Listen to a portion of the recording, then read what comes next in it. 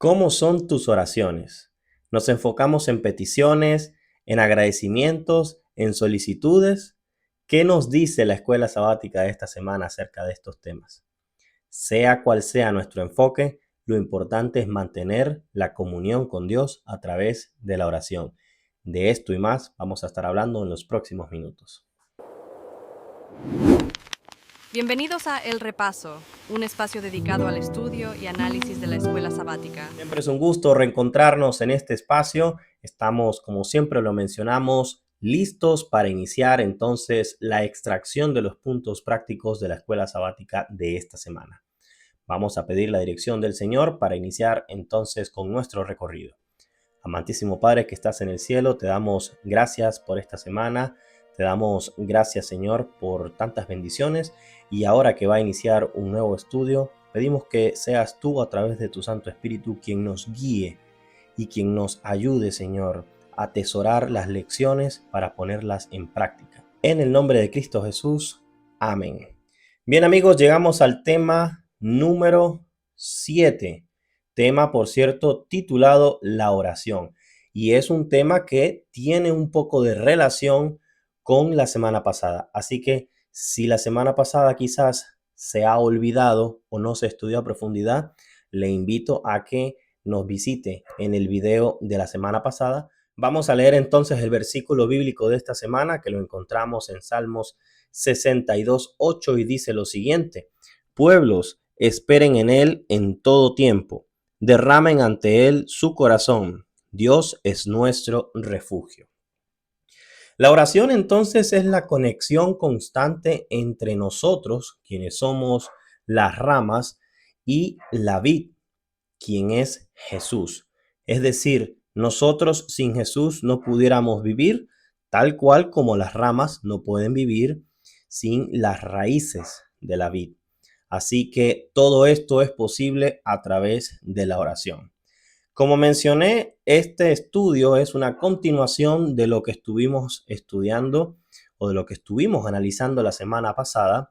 Y la semana pasada estuvimos hablando acerca de tres personajes bíblicos, muy importantes por cierto, y su relación con la oración: Daniel, Moisés y Enoc. Bueno, en esta oportunidad la lección nuevamente introduce a un nuevo personaje. Se trata de Elías. Elías fue un profeta que siempre estuvo bajo el cuidado y la protección de Dios. A pesar de los momentos difíciles, no tenía miedo, iba para el frente y vencía entonces los obstáculos. Pero, digámoslo en un argot popular, digámoslo en un argot quizás o en un lenguaje muy coloquial, después de que Elías mató al tigre, le tuvo miedo a las manchas. Y es que después que él desafía a los dioses de los pueblos enemigos, después que Dios demuestra su poder, entonces Elías huye por una amenaza que recibe de parte de los jerarcas de estos pueblos rivales de la época.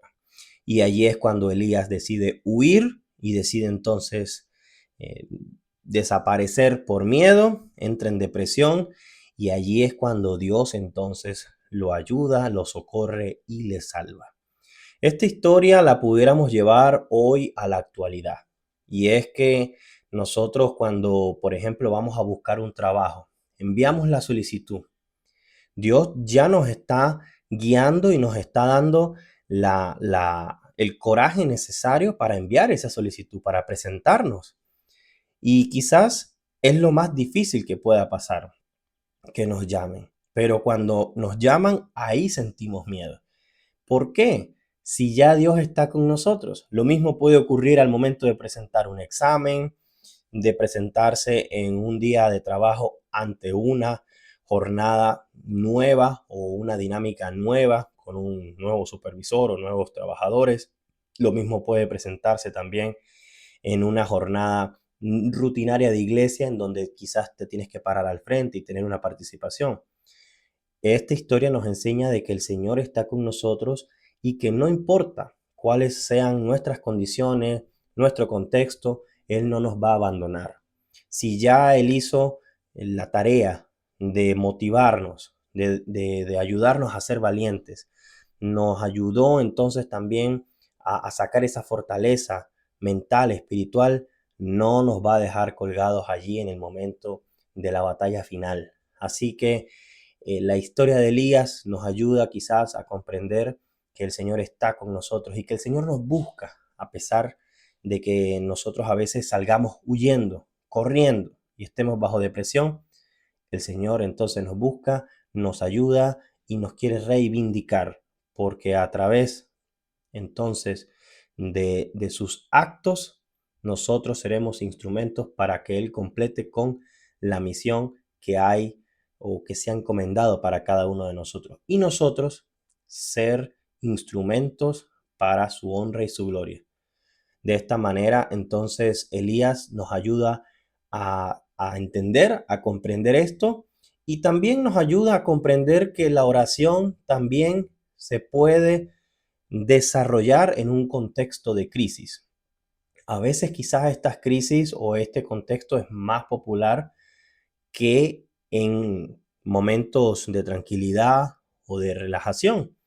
Pero es muy importante saber este tipo de contextos, los contextos adversos, porque sabemos de que Dios tiene especial atención con sus criaturas y que hay que entonces clamar en todo momento. También a veces cuando existe estos momentos de crisis y nosotros clamamos y clamamos y clamamos, el Señor pareciera que no responde, pareciera que se queda en un silencio, en una calma, allí que desespera, pero la Biblia nos recuerda a través de dos versículos importantes que voy a leer a continuación, que al Señor sí le gusta que uno presente sus solicitudes y que uno sí exprese lo que uno siente. Mateo 7:7 dice, pidan y se les dará. Y también Primera de Juan 5:14 dice, si pedimos algo conforme a su voluntad, Él nos oye. Y este versículo es muy importante. Fíjense que una de mis peticiones personales para este año iba enmarcado en un crecimiento económico, en un crecimiento de bienes materiales, tanto para mí como para mi familia. Y esta semana hablaba con mi esposa y le decía, todo lo que yo he querido o quizás lo que nos trazamos a principio de año no se ha dado y me siento frustrado. Pero automáticamente empecé a pensar en cosas que no le he pedido a Dios y que me las ha dado. Una de ellas, a veces se nos olvida pedir salud, se nos olvida pedir la tranquilidad de estar bien, se nos olvida agradecer quizás por el techo donde estamos, se nos olvida pedir por nuestros familiares, porque nos enfocamos tanto en las cosas que no están o que no tenemos, que olvidamos lo que tenemos y no somos agradecidos. De tal manera que esa conversación con mi esposa concluye con que yo digo, entendí que el Señor sí respondió las peticiones o los requerimientos que yo tenía y quería, simplemente no respondió como yo lo tenía pensado. Y a veces es doloroso poder entender esto, pero en el silencio el Señor también responde. Y cuando el Señor quizás no lo hace de acuerdo a como quizás nosotros queremos obtenerlo, es porque allí hay que sacar un aprendizaje didáctico. Es porque nosotros o tenemos que doblar más las rodillas o tenemos que enfocar o cambiar el foco de la oración para precisamente que se haga su voluntad. Entonces, de esta manera, nosotros también podemos alabar al Señor en medio del silencio y por sobre todo no desesperarnos, porque sin duda alguna esto es algo terrible que cae entonces en la falta de fe, cae en quizás en situaciones en las que nosotros empezamos a fallar, a dudar y sabemos que no deberíamos tener estos pensamientos en mente porque el Señor, vuelvo y repito, siempre está allí con nosotros. Él ya hizo lo más difícil y lo que nosotros tenemos que completar es una minúscula parte. Entonces, si ya Él hizo todo y lo que nosotros tenemos que hacer es algo mínimo, no creo que nos vaya a dejar colgados. El Señor no deja colgados.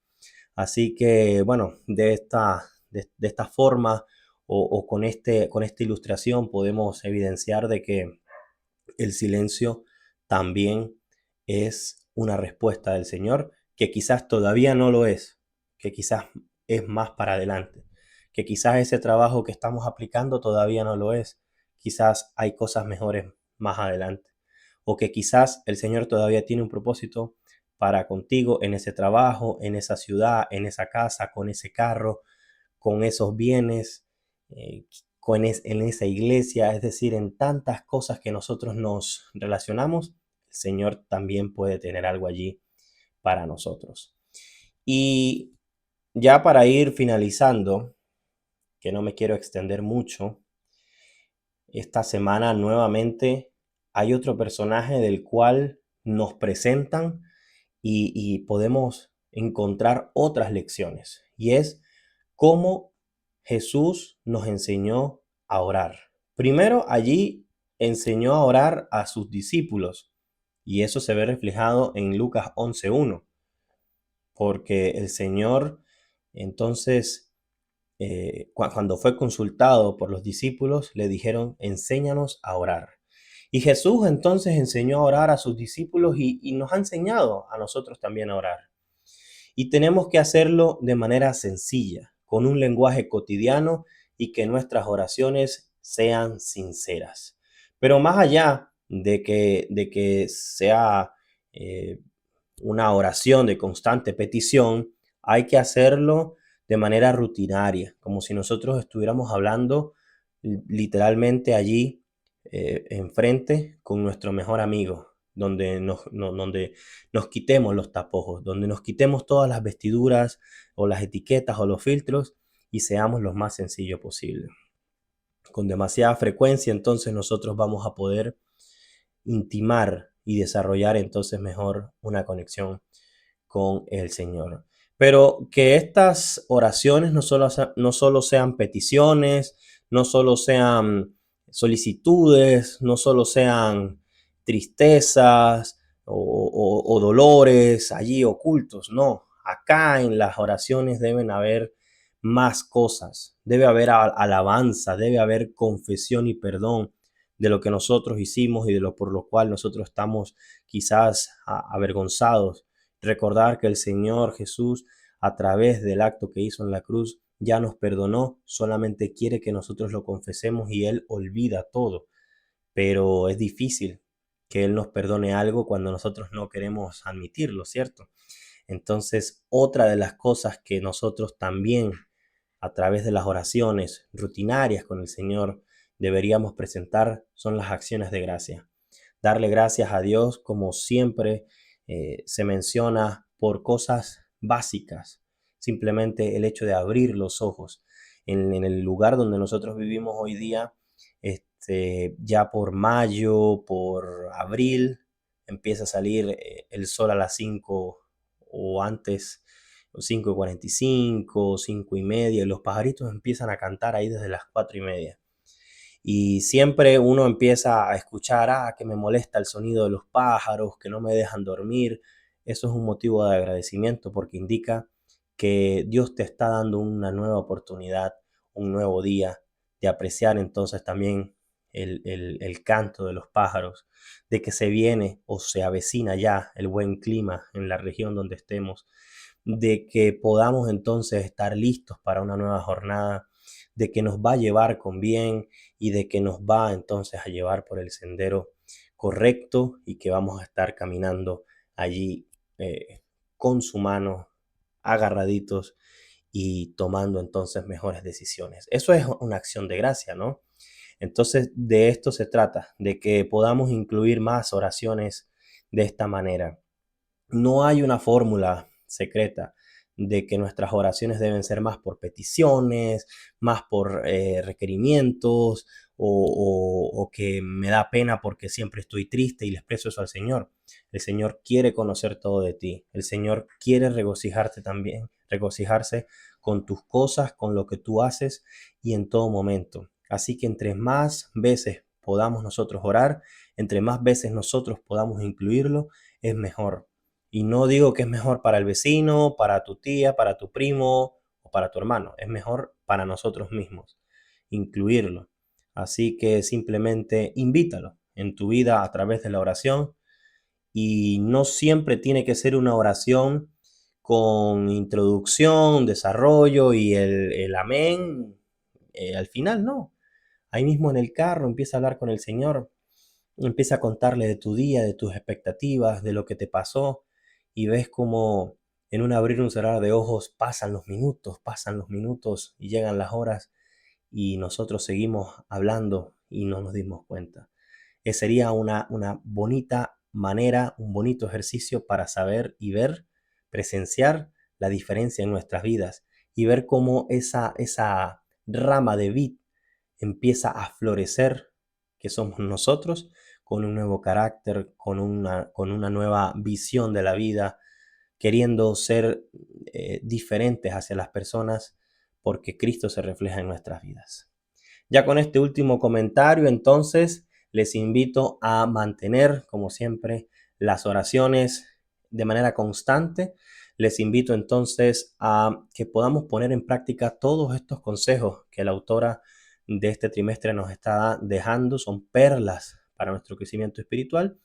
Y así nosotros podamos entonces aplicarlos, podamos incluso impactar a más personas y podamos ir desarrollando una mejor comunión con nuestro Señor. La invitación, como siempre, es para que la próxima semana volvamos entonces a estar conectados. Si es su voluntad, vamos a desarrollar un nuevo video y entonces esperemos que podamos el sábado ir a la iglesia poco más preparados o con diferentes puntos de vista para empezar a desarrollarlos, a debatirlos. Una bonita manera también de alabar al Señor de esta manera. Ahora sí me despido, no sin antes desearles como siempre un feliz día de preparación, un feliz sábado, y que la paz del Señor esté con nosotros y con cada uno de los objetivos, los planes y lo que nosotros queremos desarrollar. Saludos y bendiciones.